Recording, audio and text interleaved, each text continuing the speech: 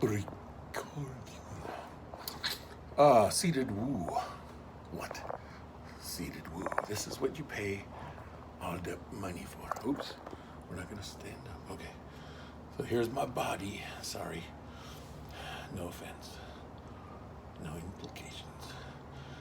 Actually, let's start with the lighted area.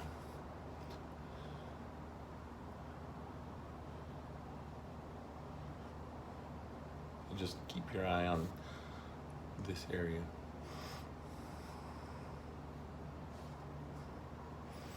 Now you see how much the muscles move.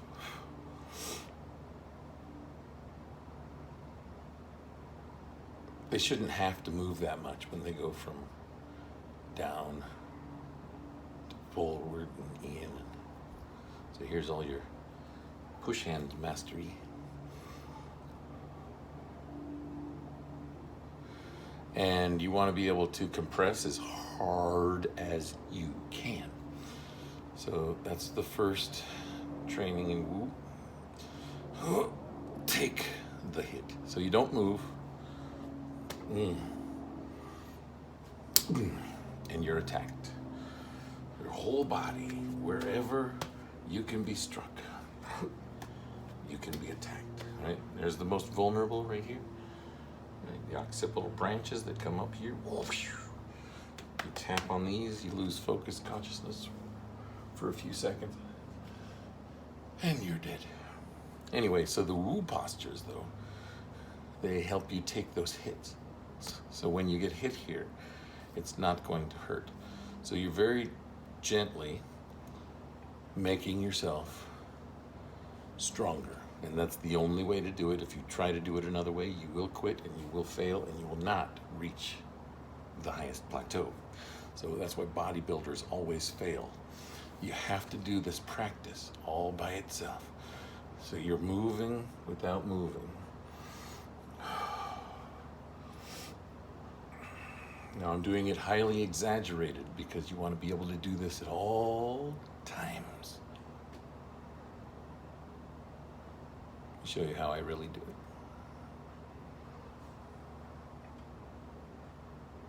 it.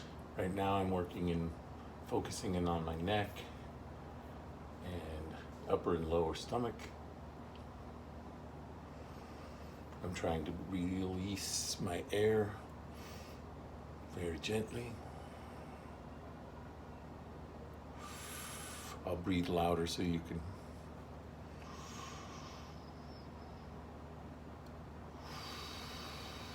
I'm trying to hold still. So as I breathe, my body won't change. Holding a cage for my lungs.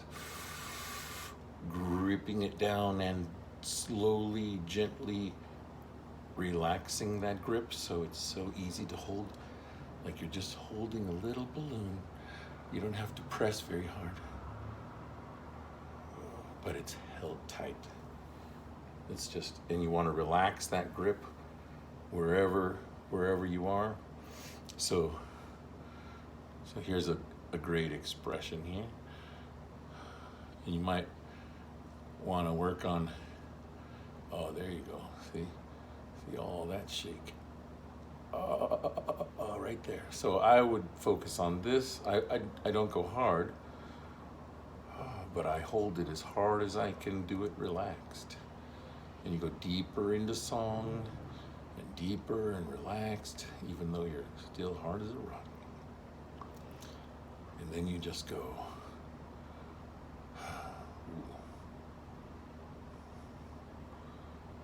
And then completely softened, right?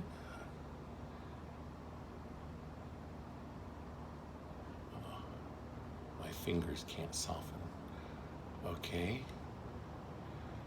I'm totally soft. Now when you're attacked like this, you can move around like water, right? That's kind of what Bruce Lee meant, is you wanna be and react like water. Panglu Jian, all on water, right? So if you're stabilizing or turning on something, It's really easy. Now you want all of these muscles and these postures to be fluid, right? We're not trying to trap a technique. We're relaxing on it. We're trying to go with it. Wherever it goes, we're letting it run away like a little weasel. And it's like running through your hands, right? You got to handle the weasel, and here's where you expose all of the nerve damages that you've been doing to your whole body for your whole life, doing whatever you're doing. And this undoes it, basically. So this one, you might have to feel how I do this. I'm actually pushing chi out. If you've ever done the unbendable arm, you have to lengthen. Everything in Tai Chi is about making things longer and stronger. It lengthens. See the weakness from here to here? I'm telling it to get longer, and then it fails. Part of the tree form right here, right? So let it fail, and let it move, and let it not find a pocket of weakness. Ooh, like that.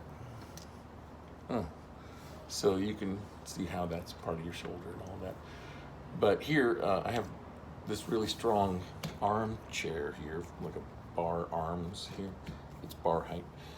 And you can use this not like to pick yourself up, but to engage your whole body as if you almost did.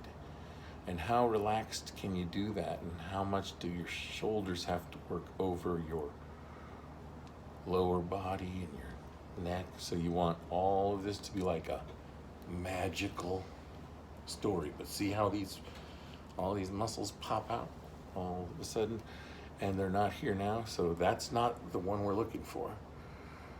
See how if I relax up here, oh, much more damage happens to my shoulders. So how you begin is very important. Right? Very gently you push. Now see, my shoulders rose up. Very gently I push. Now as soon as my change happens, I'll hold it there and find where the next weakness is, and it's in my chest. Obviously you can hear my throat getting closed up as I do this. So I'll expand my breath. Take a harder breath. I'm trying to push here because that's where the weakness is, right? Right. Until my chest aligns perfectly with my body, and it's gonna do this. Okay, so drop the shoulder, depend on everything else. Don't use shoulder muscle. Relax. Wait for song. So this is the hardest part, right? Trying to transfer into song, which is a whole different level of fixing your body, unlike bodybuilding. So it's more about the length of time rather than the amount.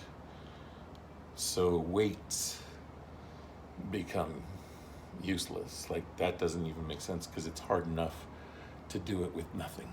So pick your arm up. When you first feel weakness, wait. And you notice how you can pin your shoulder on your back and on your front to just kind of, oh, well, now I'm only working this one line of ligaments, and my arm is just hanging here. I'm not picking it up, it's just totally relaxed. But you can feel it hanging on my scapula here, so it's like balancing. And that's really what this Tong art is about, is balancing that exchange of power until it's just like, well, you're not even moving, I could fall asleep like this. I'm not trying to hold my arm up. So at this level, that's my song power, right? When you fix that thing that starts to click, oh, it's starting to clear. Let's go up Higher. There's another one. Ooh, two. I just kind of, they're really hard to feel sometimes, but you're feeling for the pung, pung, pung, pung, because as soon as you pull somebody's arm, you should be feeling for blood flow and feeling how you can control their blood flow as soon as you become one with them. And now you're going to manipulate, right? Because you're not manipulating them, you're helping them. So as ministers, it's a whole different act when you combine ministry and combat, because the highest art of martial skill is to force your enemy to do your will. Right? That's the doctrine of war. So you're in war when you're trying to make your enemy do what you want. So Tong is the higher art. You want to help your enemy do what he wants. And as long as it's not damaging you, you can turn them. You can use Pung as a skill, right? Just use E. Use your intention over their ability. There's many things in competition that makes people lose. And when you play at the highest level, you're stuck with, well, if that's all I got, you got these basic advanced principles. Step above your enemy, and now you see the higher principles. So the first highest principle is to serve, right? Keep your enemies close. Because now you can feel them move what they're doing. What are you doing? Because it's the same thing if you were engaged with someone in a business relationship. You have to know what's their intent, what are they doing? And you have to be able to surrender to it. It's a whole, if you didn't surrender to it, you can't even follow it to learn what they're doing. And so you open it up, and that's what shoots the chi down your arms, because you're needing to use chi to use support skills. These are supporting skills, not combative skills. I can easily come at you, but how long can I help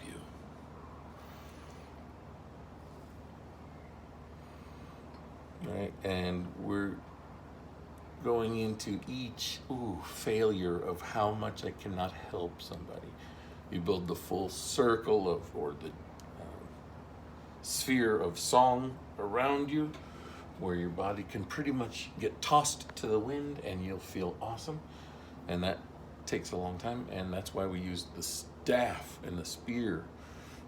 You can use it imaginarily with your imagination, or you can, grab a real one, or maybe it's a short stick or whatever. But anyway, you just use that as your structure. And the older you are, the harder it's going to be. But if you're young, you're going to be like, wee. Yeah, so have fun. I'll see you guys later. I'm the doctor. Don't forget to vote for me.